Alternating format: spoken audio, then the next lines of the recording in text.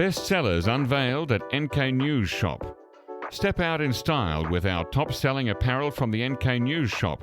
Fly high with the Air Cordial T-shirt, celebrating DPRK's golden era of aviation in vintage airline chic.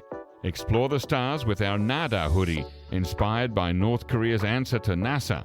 Or toast to tradition with our Taedonggang beer T-shirt, capturing the essence of North Korea's renowned brew. Each design is a conversation starter. Find yours at shop.nknews.org. Again, that's shop.nknews.org.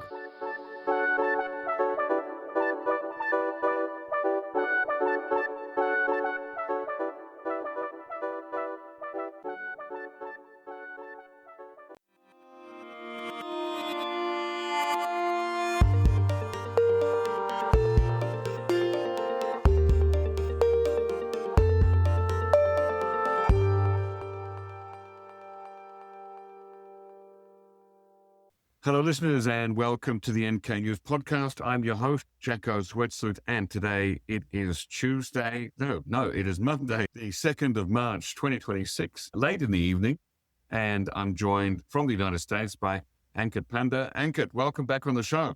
Thanks, Jacko. It's great to be back.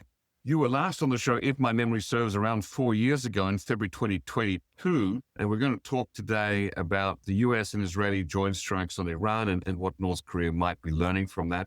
And then perhaps also a little bit of a teaser at the end about the Congress that they recently wrapped up last week in North Korea, ahead of a longer discussion that you and I will have hopefully in person in Seoul at the end of this month when you visit. So in a piece that you wrote for your nukes letter, which people can find at panda.substack.com, you've described Iran's approach over the last year as a, quote, catastrophic approach to deterrence that compounded multiple errors. At the highest level, I'd like to ask you, what failed first? Was it the restocking of Iranian missile stocks, the nuclear threshold posture, the diplomacy, or the strategic concept that tied it all together? Yeah, so thanks, Jacko. I think for me, if you really kind of ask me what is the essential component of the dominoes essentially falling on Iranian deterrence failures that have now resulted in the supreme leader's death, I would actually say it's the decision in 2024 to launch Operation True Promise 1 and 2. These were the two rounds of strikes that year by Iran against Israel. Why do I identify that as crucial? Deterrence is, of course, the art of prevention. You are trying to, of course, deter actions against your state by leaving some uncertainty about the consequences that might follow if a war were to break out. Operations True Promise 1 and 2 in 2024, in my opinion, removed a lot of uncertainty around the efficacy of Iran's missile forces. It kind of showed that the Iranians had a lot of doctrinal, command and control, employment shortcomings that it does appear to have been very much taken into course by the Israeli Air Force when they planned for the 12-day war, what became Operation Rising Lion, the Israeli air operations. Mm-hmm. So that was the fundamental piece that, of course, got Iran to the 12-day war, which was the really important inflection point last year. Since the 12-day war, I've held the view that the Israelis would essentially at some point have to go back in to continue this conflict when the nuclear issue in particular remain unresolved. And of course, as we've seen in the last few days, the United States has, of course, joined that fight. And so that, for me, is the essential central failure for the Iranians. But, we could talk a bit more about the threshold and the diplomacy thing, too. Right, yeah, I'll definitely get into that. Now, you argue that Iran's ballistic missile arsenal, despite its size, effectively became a live-fire training opportunity for Israeli and U.S. defense forces. What was the core strategic miscalculation here? Well, so when you use a missile arsenal, you better use it to strategic effects that actually advance some theory of victory for your country, right? And for Iran, for the longest time, let's take ourselves back to the mindset many people were in before Operation True Promise 1 in April, right? April was the largest ballistic or missile exchange in the Middle East that we'd seen in a long time. That was when the Iranians sent hundreds of drones and then struck just a couple of targets in Israel, but they focused primarily on a Nevatim air base where we observed some impacts. But it wasn't clear at all that there was any logic to that apart from Iran wanting to impose a very narrow type of punishment on Israel, which they, of course, did not actually succeed in, I would argue, in a really important way. Israel had a fairly fresh array of long-range missile defense interceptors and short-range Iron Dome interceptors to limit quite a bit of the damage that the Iranians were launching. It also, I think, gave the Israelis a very good idea of the ways in which Iran would carry out missile operations in a time of war. I don't get into this in the Substack, but Iran is the highest consequence military intelligence target for Israel. So the amount of energy Israel spends in understanding, patterns of life in Iran, I don't think should be underrated. Of course, again, with deterrence, you don't want to create patterns of life for your adversary about how you would actually behave in a time of conflict or war.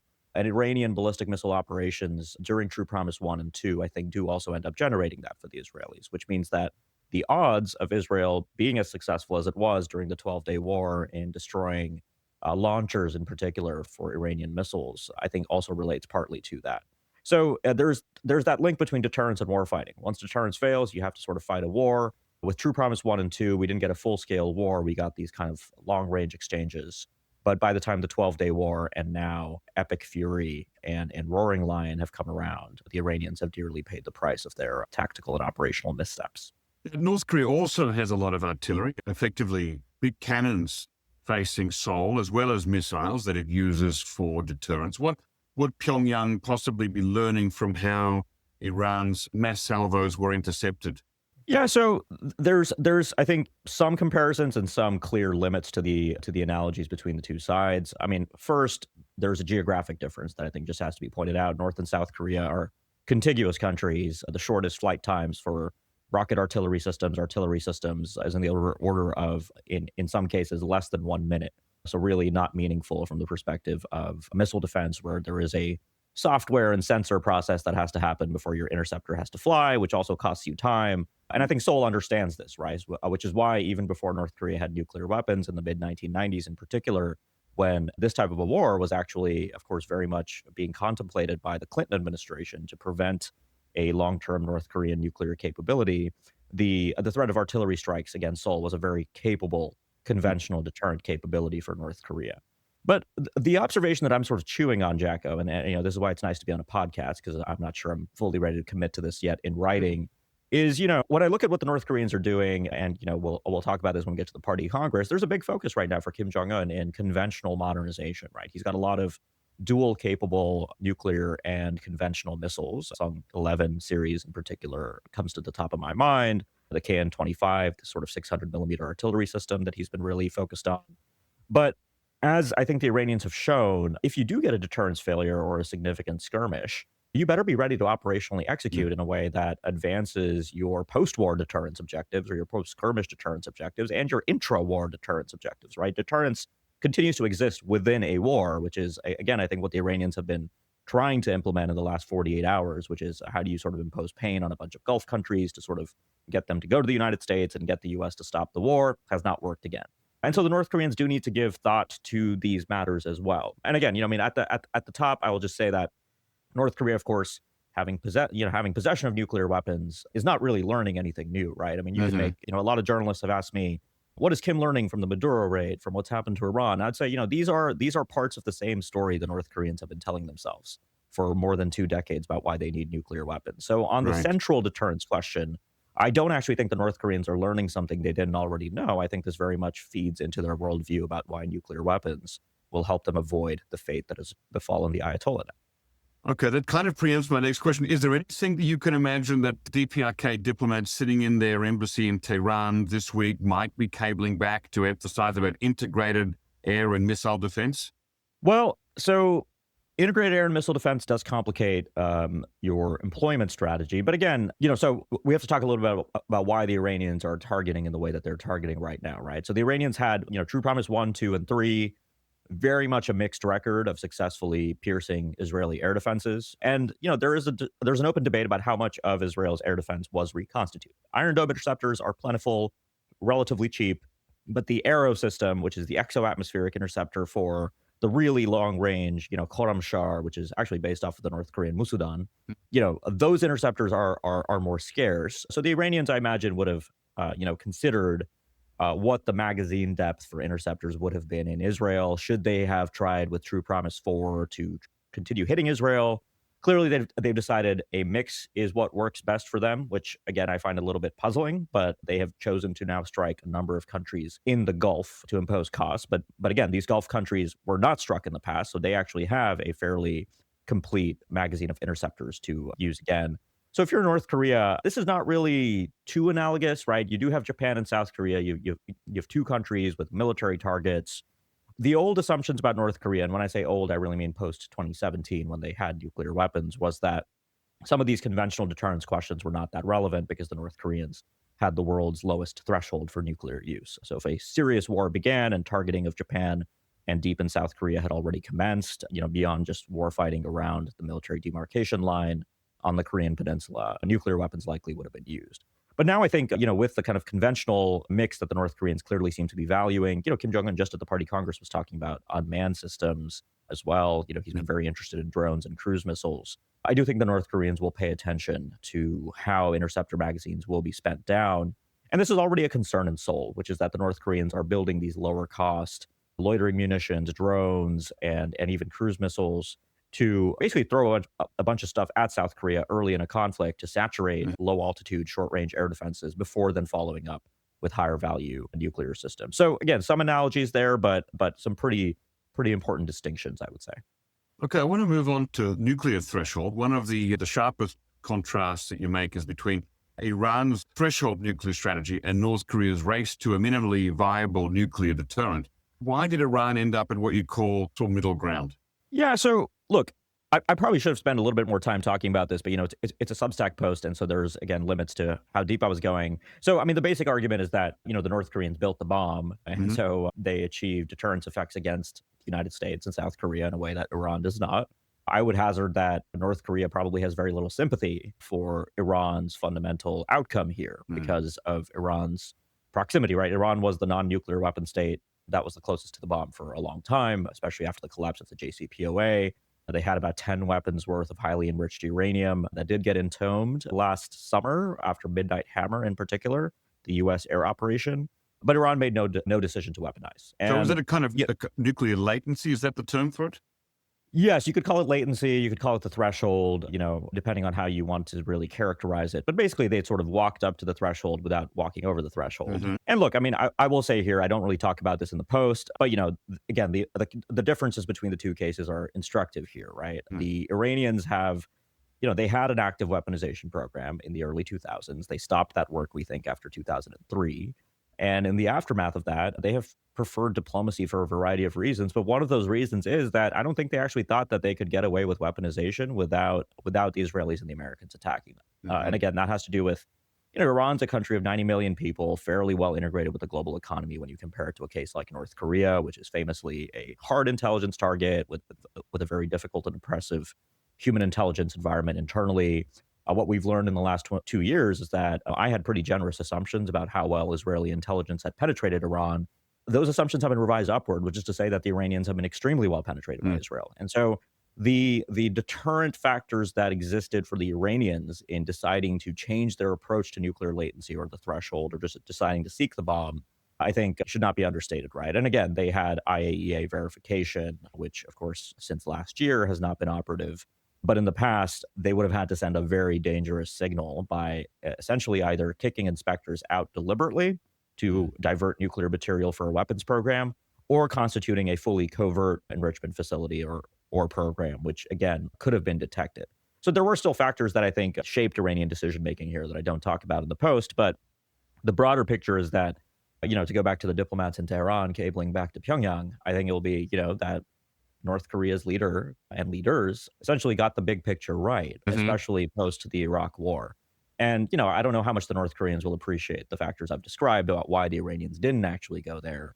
But there's another important lesson here for proliferators will face very different decision-making pressures, right? And here I'm talking about anybody listening that might think South Korea needs a bomb or Europeans who think, no, European states need a bomb. Every country will have a very discrete set of decision-making factors that will weigh into, how to think about latency, how to think about how far to go within the spectrum of nuclear latency, what to do if you do arrive at the threshold, et cetera. And so I think this case can also be considered in those debates. Now, we only have a couple of minutes left. So I want to quickly get onto diplomacy. Now, you suggest in your Substack post that Iran may have mistaken negotiations for protection against an attack. How do you think Pyongyang interprets that lesson? Yeah, that's an interesting one, right? Because there's a lot of talk about whether Trump and Kim will engage again. Historically, we've seen a pattern that when North Korea and the United States do talk, military tensions do go down. The North Koreans usually cease missile testing activity and some of their most troublesome behavior compared to when the two sides are not talking. In this particular case, I think it was a tactical play for the Iranians. So obviously the backdrop, a lot of what I say in that post, I think is in the bigger context of the last 24 months. You could even go as far back as October 2023 and the Hamas attacks on Israel. But the broader picture here is that given that Iran needed time to reconstitute its missile arsenal, get its command and control back in order following Rising Lion and the 12-day war, the diplomatic process with the United States, I think, was a tactical play. But again, I think the Iranians fundamentally misread just the extent of good faith, I would say, in the United States in terms of the engagement. My assessment, and this might be contested, my just looking at the Trump administration, is that there was no real attempt here to get a compromise, right? Diplomacy is ultimately the art of compromise, and the United States was unwilling to compromise with Iran, and the Iranians had their red lines, right? I mean, I think people who disagree with me will say, well, the Iranians had the opportunity to accept a zero enrichment deal that completely limited their ballistic missile arsenal. But again, if you're Iran and you're in an adversarial relationship with Israel, it makes it very difficult to do that, especially when you probably understand that the United States does not have the perfect ability to control and shape Israeli decision-making. So the diplomacy for me is, probably the least important part of the deterrence failure story, but it has obviously had an effect, I think, in shaping the Iranian approach, particularly in the month or so leading up to this war. Would you see this as perhaps reinforcing North Korea's deep skepticism of negotiations with the United States, or paradoxically, could it encourage North Korea to accelerate weapons programs further before engaging diplomatically?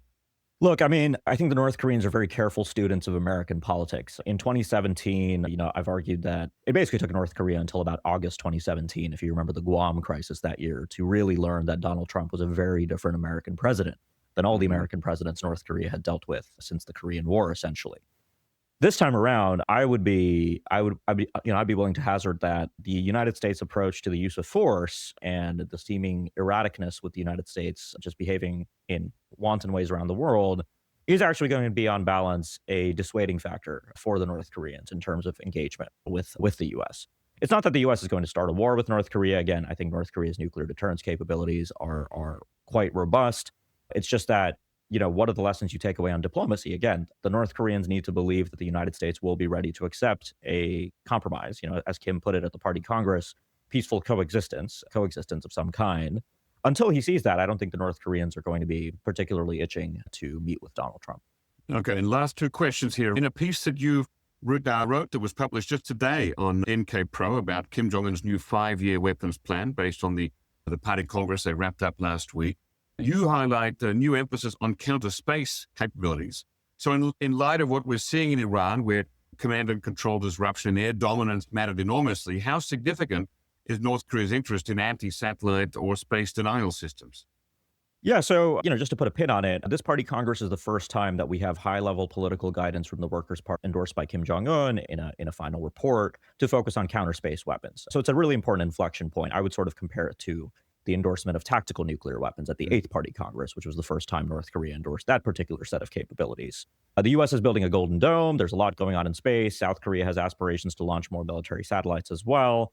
So it's rather logical for the North Koreans to turn in this direction. The question I have is, what kind of counterspace weapons is North Korea considering?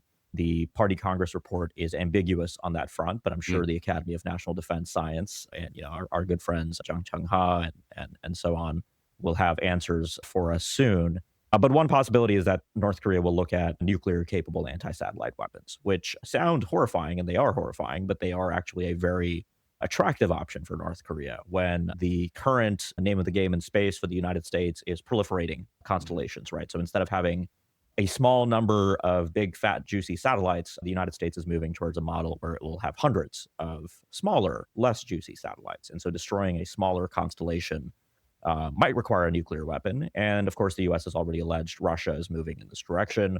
So very much something I'll be watching for, Jacko, in ongoing North Korean weapons development and testing activity. It's also something that I think concerns the entire world, because the space environment, of course, is broadly exploited by a number of spacefaring countries, and space is only getting more crowded. And so throwing a North Korean counter space capability into the mix has a lot of consequences. Last question for you, Ankit, today. If we step back, when historians look at February, March 2026, will they see this current conflict as primarily a regional Middle East conflict, or is it a turning point in the global nuclear order? So I think the turning point in the global nuclear order already happened last year with Midnight Hammer. I wrote an op-ed for the Financial Times last year where I argued that, the significance of a country like Iran that was once trying to build the bomb, gave up that ambition, had that certified by the IAEA and by the P5+1, did a diplomatic deal, and then had safeguarded facilities attacked by a non-NPT nuclear weapon state, Israel, and the United States, an NPT nuclear weapon state. That set a really bad precedent in a number of ways. And, I think that this war, again, a benefit of podcasting, because I'm probably going to say something that will be embarrassingly wrong when people listen to this podcast in a few days. But it's very difficult to imagine that this war fundamentally, I think, shifts the course of at least the Iranian approach to sustaining the set of capabilities that it has in its nuclear arsenal. And by the way, well, not nuclear arsenal, it's nuclear capability. Iran does not have a nuclear arsenal. But what I just want to add is that there's obviously tremendous uncertainty about the political outcome here. What kind of regime will persist in Iran? Will it be a revolutionary one? Will it be some kind of pro-Western regime? Will it be some kind of total political collapse and civil war situation? In all of those scenarios, as the nuclear materials, the knowledge, the enrichment capabilities, all of that will continue to persist in Iran. And so the Iran nuclear question is not yet settled, right? And so there will be, I think, a need to figure out, even after this war, what happens fundamentally in the country. And again, this is a massive country, right? Iran is a country of 90 million people, lots of territory, lots of nuclear facilities that were being inspected and diplomatically dealt with, that now, that whole situation has been obviously blown open. Well, thank you, Ankit Panda. You've given us a lot of food for thought there. I look forward to seeing you in person later on this month. Yeah, looking forward to seeing you in Seoul, Jacko, for a longer discussion, I hope.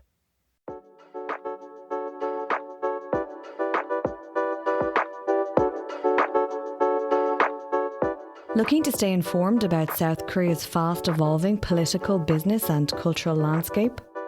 Join us on Korea Pro, the go-to resource for in-depth analysis expertly curated by top-tier professionals. And now you can pick the membership level that best suits your needs, thanks to our new subscription packages.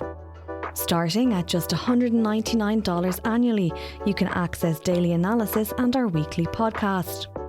Or try our premium membership package, which offers additional perks such as executive briefings, monthly reports and forecasts, networking receptions and event opportunities, as well as much, much more. To find the best fit for you, just head to signup.koreapro.org and become a member today.